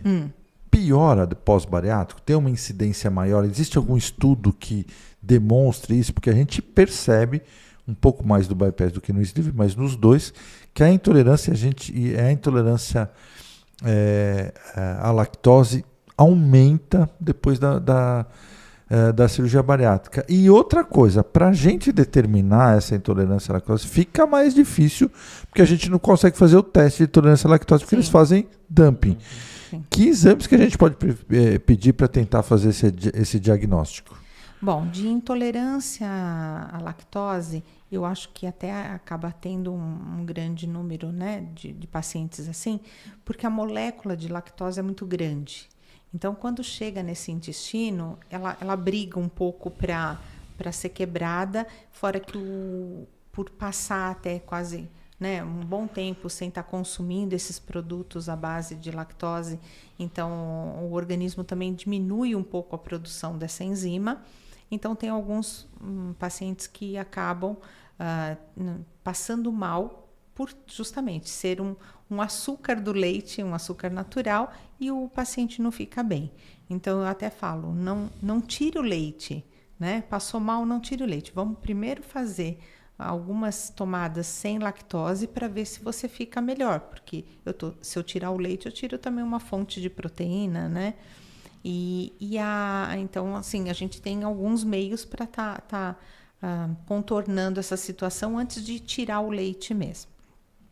E quanto ao exame, para não ser feito esse teste, né, de provocação, a gente poderia fazer um teste sanguíneo mesmo de intolerâncias alimentares. Então, daí nesse teste dá... GA, IgM, GG. Isso, Então, ele tem um teste, né, de intolerâncias alimentares, que daí então ele vai dar até o grau que você tem até de intolerância à lactose. Mas cutâneo ou endovenoso? Endovenoso. Endovenoso mesmo, né? Tem pedido. Outra coisa, o problema sério que a gente tem, e isso lógico que varia de paciente para paciente, mas a gente tem visto muito E um problema sério que acontece principalmente, e que acontece no bypass, que é hipoglicemia reacional, hipoglicemia pós-alimentar, pós-alimentar, que tem acontecido. Existem algumas causas técnicas, tipo, se você alongar muito essa alça alimentar, se fizer um desvio muito grande no intestino, se ela comer, se o seu alimento chegar muito rápido, já numa parte mais posterior do intestino delgado, se você já passou no jejum, no duílio, que é a primeira e a segunda porção do intestino, isso a gente sabe que pode acontecer. Porque a gente calcula 1 metro, 1,5 metro. No diabéticos um pouco mais, 1,5 metro, na população normal, então, eu calculo 1,20 metro na média. Mas calculando como você calcula para as pessoas, igual para todo mundo. Primeiro que, gente, o intestino, o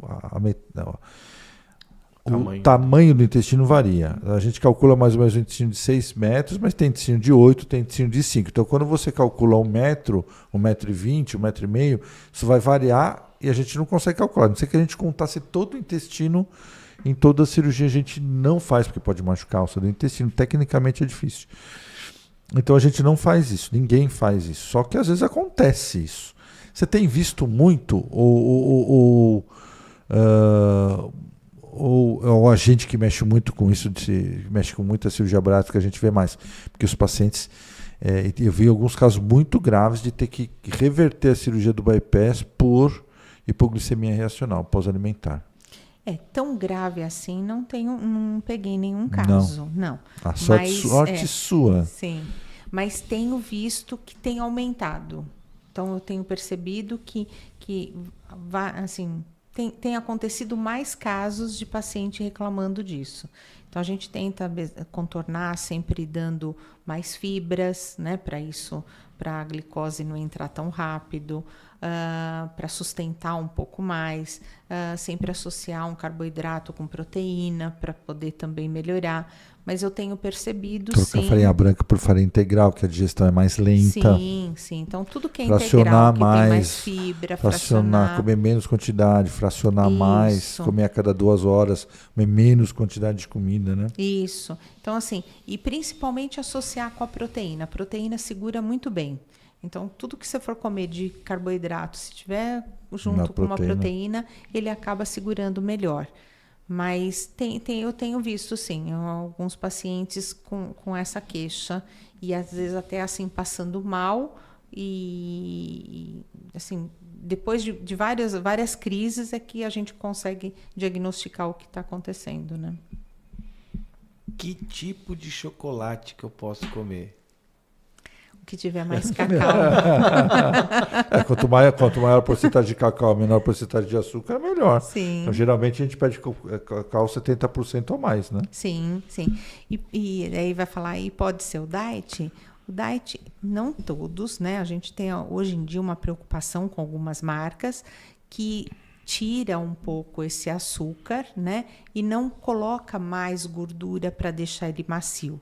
Tem alguns chocolates de algumas marcas que aumentam fibra, né?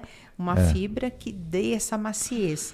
Mas a maioria dos diets tira o açúcar e aumenta a gordura. Então, você não está fazendo uma troca legal. Às vezes é até pior, porque às vezes você tira uma porcentagem pequena de açúcar e acrescenta muita gordura. Então, na hora que você vai calcular, é pior.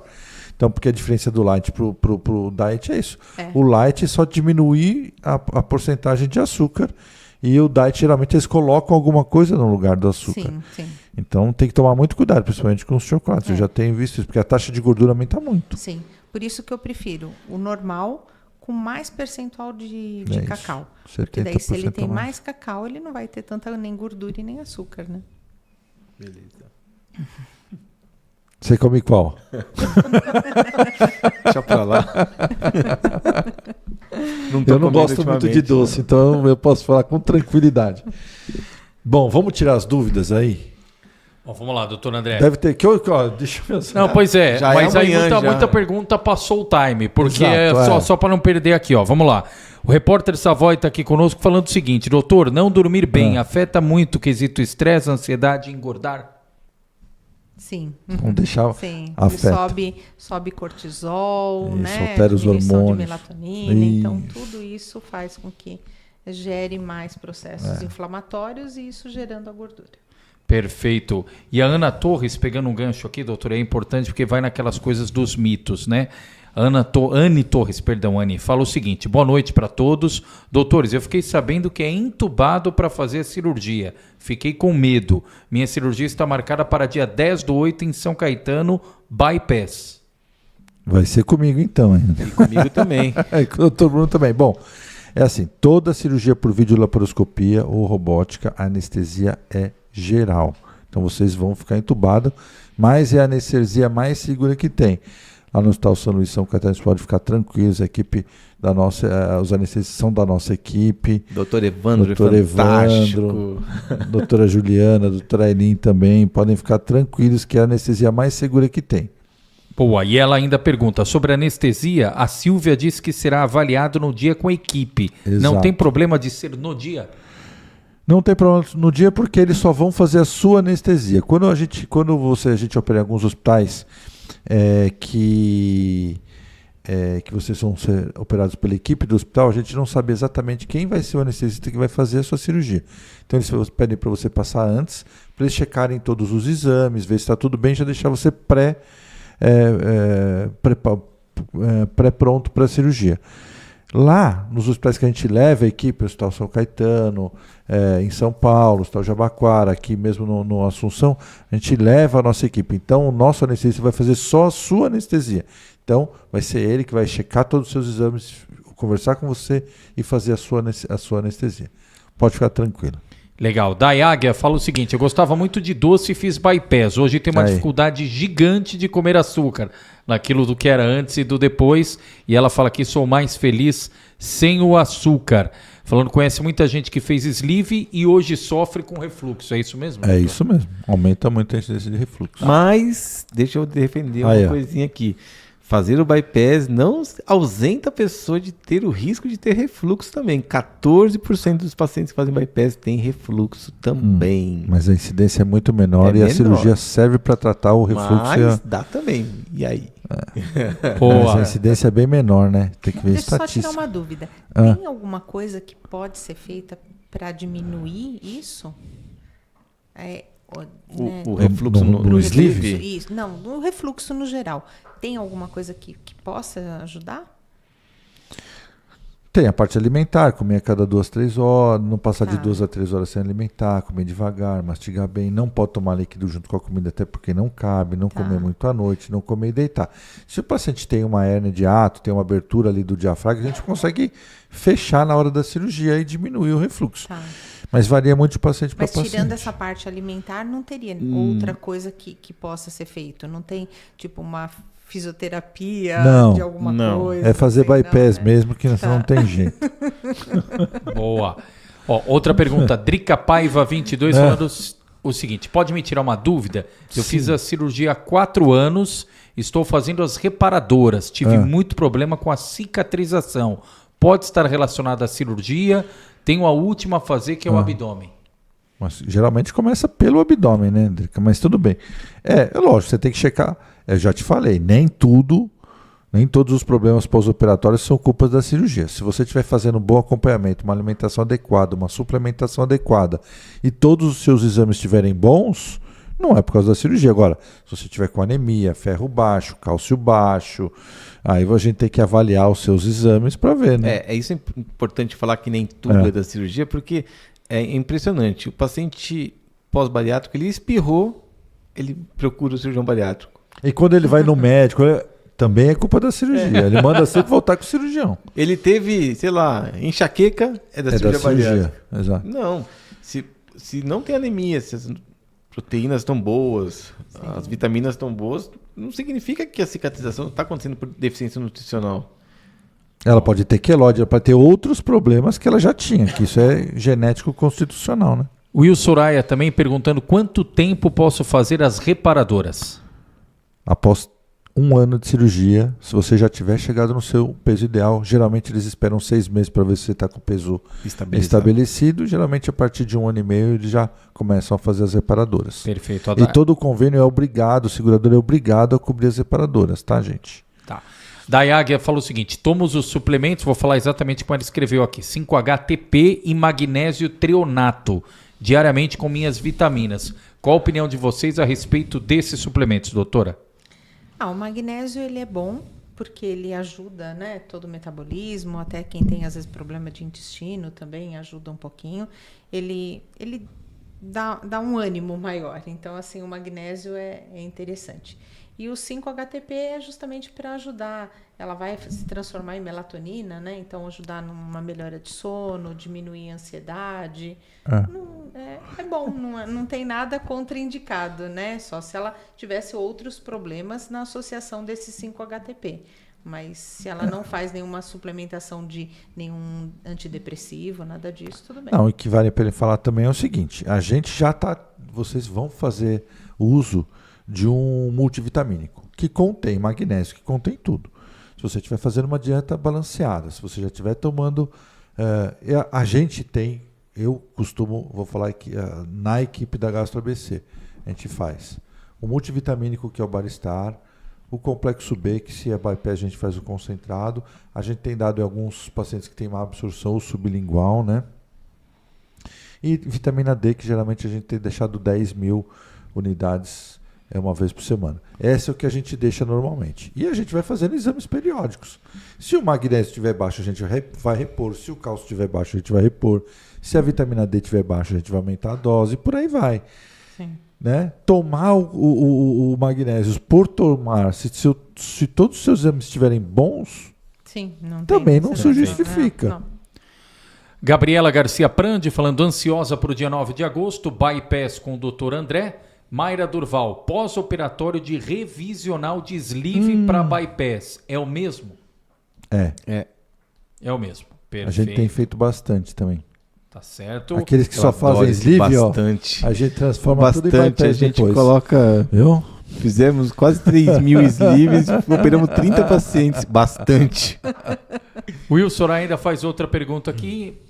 Posso fazer 2 reparadoras juntas? Abinoplastia e seio juntos? Pode. Mas aí você tem que conversar com o seu cirurgião plástico, porque é ele que vai definir se vale a pena fazer as 2 juntas ou separadamente. E a conduta é do cirurgião plástico. Perfeito. A Franciele Sepúlveda está aqui conosco também. Obrigado. Deixa eu ver só para não... A Kelly Cristina está fazendo outra pergunta. Doutor André, depois de bypass...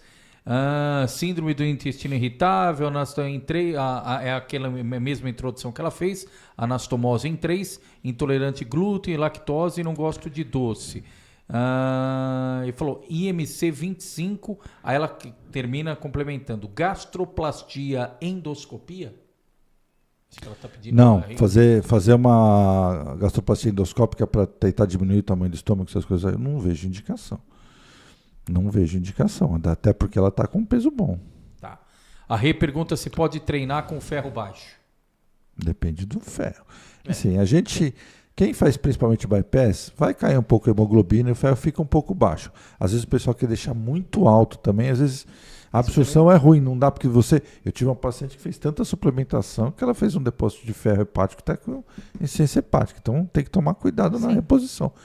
Um ferro um pouco baixo, dependendo das condições clínicas do paciente, se a hemoglobina ficar entre 11 e 12 no bypass, é aceitável. Boa. E deixa eu até dar...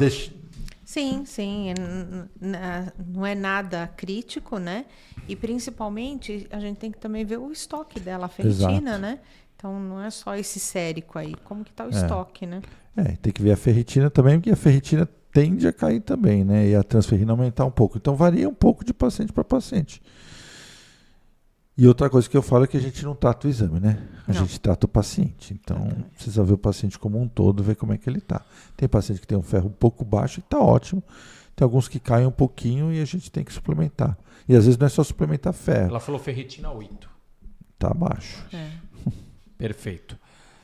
Dr. Alanir Win falando: qual a importância do acompanhamento nutricional mesmo após anos de cirurgia, doutora? Isso daí é importantíssimo, né? Porque o acompanhamento é que vai garantir que ele fique bem com todos os nutrientes. É o que eu falei. Não adianta você estar acima do peso com pouco nutriente, como também não adianta estar magro com pouco nutrientes. Então, assim, os dois casos, né, precisa. O nosso organismo sobrevive com os nutrientes, é eles que fazem todo o trabalho. Então, o acompanhamento nutricional é para isso, é para estar ajudando a adequar a alimentação em todo momento, antes de uma atividade, depois de uma atividade. Então, tudo isso precisa ser visto e acompanhado para que faça direitinho. É o que eu falo sempre, a gente tem que fazer a melhor cirurgia para cada paciente, a gente tem que ver da parte cirúrgica se você fez a melhor cirurgia, da parte clínica se você resolveu todas as doenças associadas do paciente, da parte nutricional para ver se ele está compensado. Então, assim, a gente não pode pensar quanto ele perdeu de peso, se ele tem sintoma. Eu tenho que ver o paciente como um todo. O doutor Alan está aqui, o doutor Alan é novo integrante da equipe cirúrgica da Gastro ABC, ele está marcando presença, entendeu? Então ele está fazendo a pergunta para saber que ele está aqui, marcando presença, assistindo a palestra, entendeu? Então, lá, quis dar uma presente, deixar legal. ele. E falando disso, só dar uma explicação aqui para o pessoal. Quem está no Instagram nos acompanhando, o pessoal aqui, teve aqui um dado momento que o pessoal falou aqui do áudio e da internet. A gente fez aqui uma troca, a gente passou, a internet estava no 5G, deu problema aqui no 5G, a gente passou justamente para o Wi-Fi e deu essa oscilação. Mas por isso, pessoal, que a gente faz a transmissão em 2 lugares. Então, o pessoal do Instagram, que porventura perdeu aquela parte, tem no YouTube, a entrevista completa aqui, tá vendo ao vivo o pessoal pelo YouTube também, então pode acompanhar, tá bom? Mas a galera tá aqui de olho. Kelly Cristina, para fechar, doutor André, falando o seguinte, anastomose não tem como reduzir de outra forma sem ser pelo plasma de argônio? Não, só se a gente refizer ela toda de novo, mas aí só em casos extremos. Perfeito, doutor André. Por hora, são essas as perguntas e também por hora que elas são. 10 para as 10. Aí, tá vendo? Nossa, 1 hora, como virou 2. Tô sabendo. Bom, gente, é isso. Obrigado, Patrícia, pela presença. Imagina, foi bem gostoso essa conversa aqui. Continuem passando nos consultórios, fazendo as suas avaliações, tirem suas dúvidas com a gente, com a Patrícia, com os nutricionistas que vocês estiverem passando. E não desistam, porque a gente acha, e eu sou adepto da cirurgia bariátrica, faço isso há quase 20 anos, a gente tem quase 5.000 cirurgias feitas, assim, eu acho que é o melhor tratamento para obesidade grau 3, grau 4, principalmente com as doenças associadas, principalmente aqueles pacientes que têm indicação de cirurgia porque não conseguem perder, já tentaram e não conseguem. Eu acho que não é só o peso, nem a qualidade de vida, nem as doenças associadas, melhora a qualidade de vida como um todo. Esses pacientes ficam com uma qualidade de vida muito melhor, desde no trabalho, cuidar dos filhos, a relação familiar, tudo. Lógico que nada não vai resolver todos os seus problemas, mas a gente acha que é a melhor indicação. E obrigado pela presença, desculpe pelo atraso, a gente vai gravar depois, para quem dormiu assiste amanhã, outro dia, entendeu? Mas vamos lá, Bruno.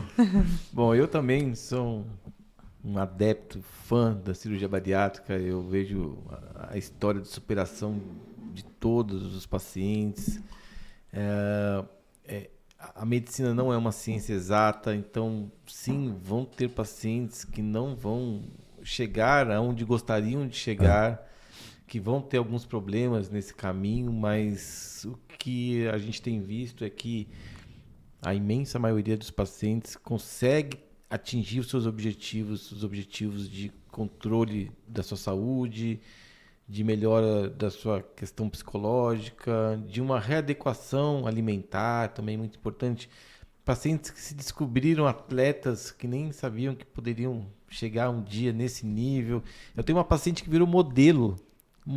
Que legal. Modelo de capa de revista. Mas ela falou, nunca imaginei que eu ia chegar nesse patamar. É claro que não vai acontecer com todo mundo. Sim. Mas o equilíbrio vai acontecer. E tende a acontecer com todo mundo. Então eu sou muito adepto, muito fã. É uma coisa que eu já vivo aí há 17 anos com o André.